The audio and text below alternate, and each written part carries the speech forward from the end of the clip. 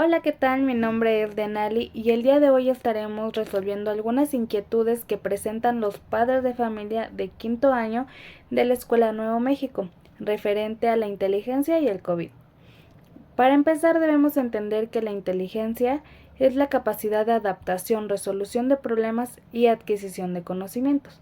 Debemos saber que la inteligencia no es exclusiva del ser humano, sino más bien de la forma de vida que nosotros llevamos, que representan comportamientos inteligentes que nosotros tenemos.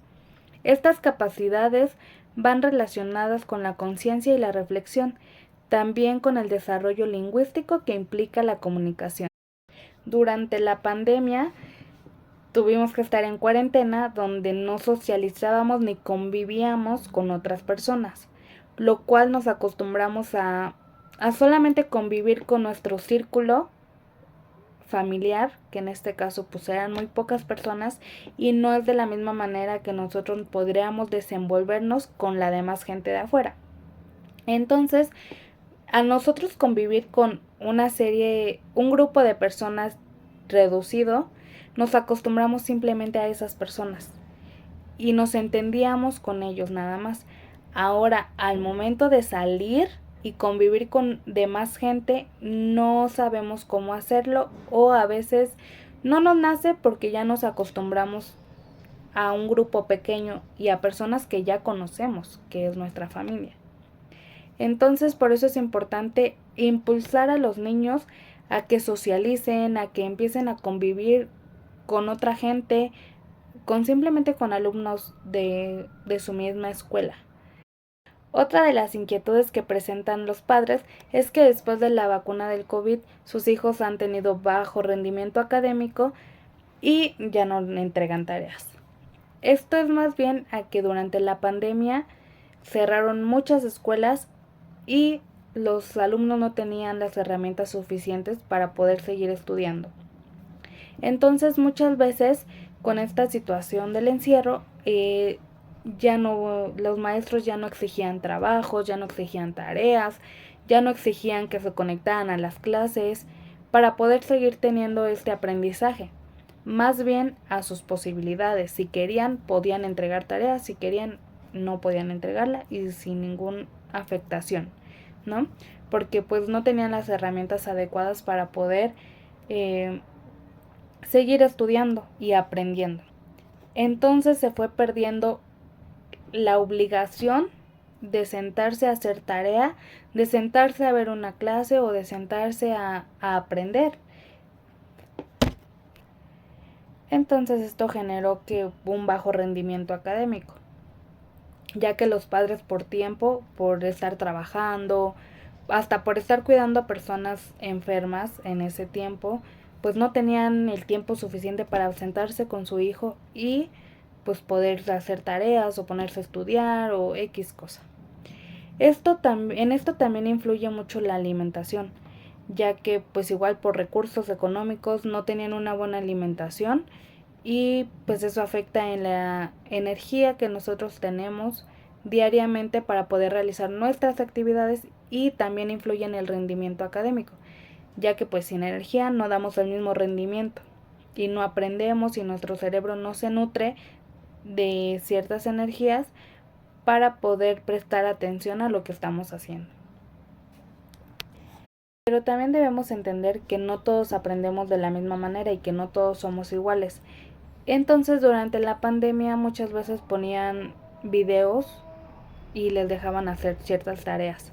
Y habían muchos niños que pues se distraían, no hacían tarea y como los padres no tenían tiempo de estar sentados con ellos haciendo tarea, pues realmente a los niños no les importaba y no lo hacían. Entonces esa cultura de aprendizaje y de estudio se perdió. Así que como docentes y padres de familia deben de buscar la manera de generar otra vez ese hábito de estudio para que ellos aprendan de diferente manera. Pero esto no tiene nada que ver con que no sean inteligentes o con que la vacuna les afectó. O sea, no tiene nada que ver con eso. Es más bien porque se perdió el hábito de estudio y de aprendizaje. Porque no aprenden todo de la misma manera, entonces no a todos les servía la misma información que les da. Otra de las inquietudes de los padres es que últimamente se ha visto más notable que los niños se la pasan más en los videojuegos, en las tabletas o en los teléfonos inteligentes o cualquier otro aparato electrónico. Para esto debemos recordar que una de las situaciones que nos hizo hacer el COVID-19 fue el distanciamiento social, por el cual nosotros no teníamos relación con otras personas. Esto implicó a que durante el encierro nos distrajéramos en otras cosas y mantenernos quietos con algo. Entonces a los niños se les hacía fácil de ten el celular, ve la tele, ve la película, X cosa. Para esto debemos de saber que en la corteza cerebral está implicada la audición y el lenguaje hablado, controlando así los movimientos que hacemos con las manos y con la boca, lo cual hacer actividades que impliquen el movimiento de las manos nos ayuda a tener un mejor desarrollo del lenguaje. La capacidad simbólica y las numerosas formas de expresión y comprensión lingüística abren los caminos comprensivos sobre cómo el lenguaje cambió notablemente la dimensión psicológica, cultural y social. Los niños durante la pandemia no los dejaban salir, lo cual implicaba el no desarrollarse en un ambiente social, y esto afecta ya que el ser humano aprende por medio de la interacción con otros.